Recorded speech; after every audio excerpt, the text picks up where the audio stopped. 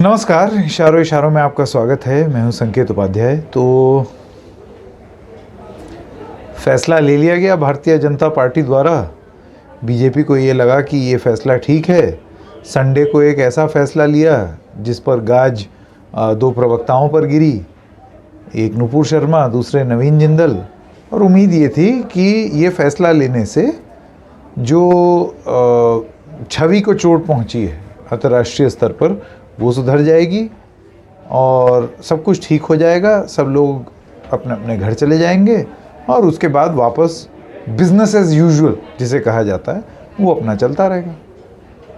पर क्या ऐसा हुआ? क्या इस कार्रवाई से और सवाल नहीं उठ गए हैं? और आज जब हम ये विश्लेषण कर रहे हैं तो हमको ये चीज़ समझ लेनी बहुत ज़रूरी है कि नफ़रत का एक राजनीतिक कारोबार ये ज़रूरी नहीं है कि सिर्फ बीजेपी ही कर रही है। ये नफ़रत का कारोबार हर तरफ से, हर इकोसिस्टम में हो रहा है।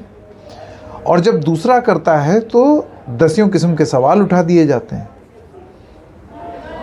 आज का जो हमारा विषय है ये बात करने का, जो हम बात कर रहे हैं, वो भारत की अंतर्राष्ट्रीय छवि, नुपुर शर्मा की जगह जिंदल, कोई और नेता, असदुद्दीन ओवैसी की पार्टी, उनके ऊपर भी तो कितने तमाम आरोप लगे हैं कि वो नफ़रत फैलाते हैं। ठीक है। और तरह तरह की बातें यही होती हैं कि आप हमारे हिंदू देवी देवताओं का अपना अपमान करें, वो बर्दाश्त है, लेकिन अगर उधर से कुछ आलोचना कर दें या कुछ इस तरीके का बोल दें तो आपको आपत्ति है। सबसे पहली बात यहाँ पर ये जाननी ज़रूरी है कि आलोचना में और गाली में, आलोचना में और बदजुबानी में ज़मीन आसमान का फ़र्क है। आलोचना से किसी को दिक्कत नहीं है, लेकिन बदजुबानी से हर किसी को दिक्कत होनी चाहिए, फिर चाहे वो कोई किसी भी मसले पर बोल रहा हो, धर्म या कोई और मुद्दा। अगर आप बदजुबानी कर रहे हैं तो इसका मतलब आपके आर्गुमेंट में जान नहीं है, कमज़ोर है आपका आर्गुमेंट कि आपको बदजुबानी करनी पड़ रही है। तो ये तो हो गई पहली बात। दूसरी चीज़ ये है, जो विषय है इस इशारों इशारों में का, वो ये है कि अब क्योंकि ये जो राजनीतिक प्रयोग, नफ़रत का राजनीतिक प्रयोग शुरू तो कर दिया है राजनीतिक दलों ने, उसमें लाभ भी बहुत मिला, लेकिन इसमें एक बुनियादी समस्या है। और वो समस्या ये है कि जब ये आउट ऑफ कंट्रोल चला जाता है ना, जब ये बहुत ज़्यादा हो जाता है, उसके बाद फिर रोके भी नहीं रुकता।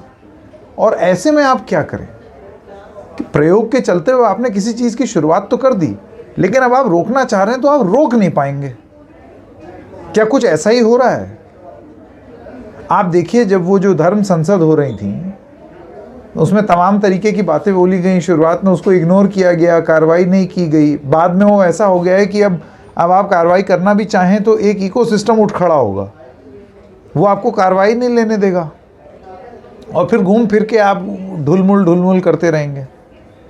लोग बेल पे आ जाएंगे, फिर वापस आ करके दोबारा नफ़रत फैलाने लगेंगे। हमने देखा नुपुर शर्मा वाले केस में, आप अगर ऑनलाइन चले जाएं तो आप देखिए कि बहुत सारे ऐसे लोग जो कि राइट विंग इकोसिस्टम का समर्थन करते थे, उसके हक में खड़े होकर के साथ में बोलते थे। नुपुर शर्मा की 10 दिन तक खूब तारीफ़ कर रहे थे कि गलत क्या बोला उसने, ठीक तो बोला। इसमें से बहुत सारे लोग ऐसे हैं कि बीजेपी की इस कार्रवाई के बाद, जिसमें इन दोनों लोगों को हटा दिया, निकाल बाहर किया, छवि सुधारने की एक प्रयास में, वो लोग उठ खड़े हुए हैं और सवाल पूछने लगे हैं कि कितना गलत किया, ये क्यों किया, आखिर नुपुर ने गलत बोला ही क्या था। अब आप समझ रहे हैं हो क्या रहा है कि पहले तो इस तरीके के बयानों और उसके साथ नफ़रत के खिलवाड़ या नफ़रत के प्रयोग की दिशा में धीरे धीरे कुछ करते रहे, और उसके बाद जब वो हाथ से बाहर निकला तब आपने कानून पढ़ा, रीडिंग द राइट एक्ट जिसे कहते हैं।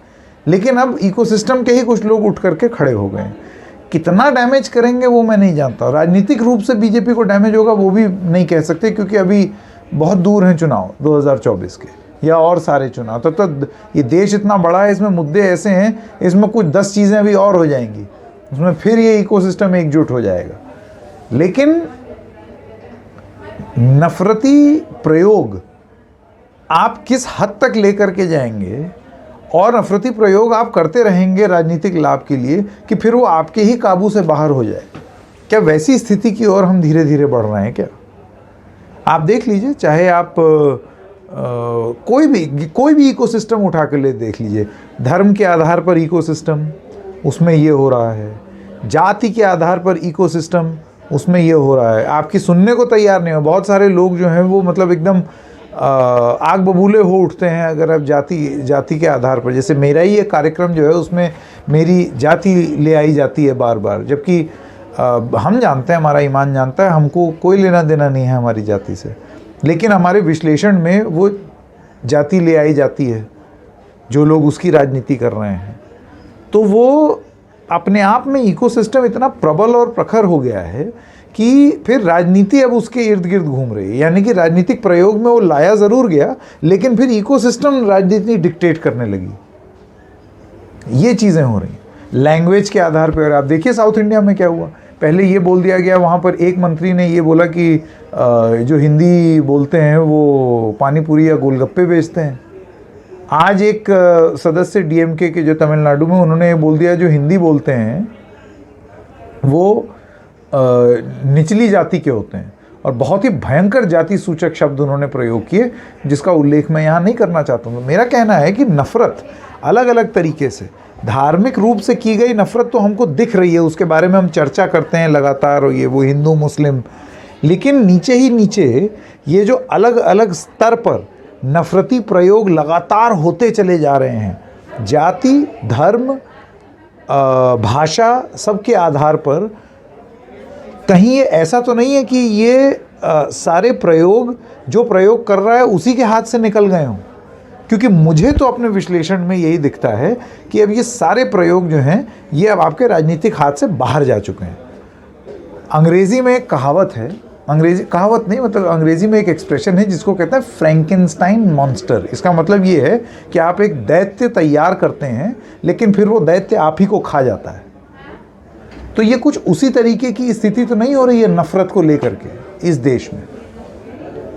नुपुर शर्मा वाले प्रकरण से भले ही भारतीय जनता पार्टी ये सोचे कि उसने डैमेज कंट्रोल कर लिया है, लेकिन अब बात तो आगे बढ़ गई। तमाम तरीके की बातें हो रही, जैसे असदुद्दीन ओवैसी का ये कहना कि आपको हिंदुस्तान के मुसलमान जब ये चीज़ बोल रहे थे तब आपको कोई सुध आपने नहीं ली, जब अरब के मुसलमानों ने या देशों ने शिकायत की तब आपने कुछ कार्रवाई की, ये दिखाने के लिए की कार्रवाई। आप हिंदुस्तान के मुसलमानों को अपना समझते नहीं। ये तो एक लेवल पर वो भी अपनी राजनीति सेक रहे हैं मुसलमानों के बीच में, है ना, वो भी अपनी कर रहे हैं। तो ये सारे राजनीतिक प्रयोग कहीं ऐसा तो नहीं है कि फ्रैंकेनस्टाइन मॉन्स्टर बन गए, कि अब बीजेपी के रोकने से भी नहीं रुकेंगे, ओवैसी जी के रोकने से भी नहीं रुकेंगे, जाति के आधार पर बाकी जो जातिगत राजनीति करते हैं उनके रोके से नहीं रुकेंगे, और भाषा पे तो आप देख ही रहे हैं तमिलनाडु में क्या हो रहा है। फ्रैंकेनस्टाइन मॉन्स्टर तो नहीं बन गई है नफरत, जिसने जन्म दिया उसी को तो नहीं खाने बढ़ रही है ये नफरत। ये है अपना एक विश्लेषण, और आपको इसी विचार के साथ छोड़ करके जाते हैं। तो आज के कार्यक्रम में बस इतना ही, फिर मिलेंगे इशारों इशारों में। तब तक के लिए नमस्कार।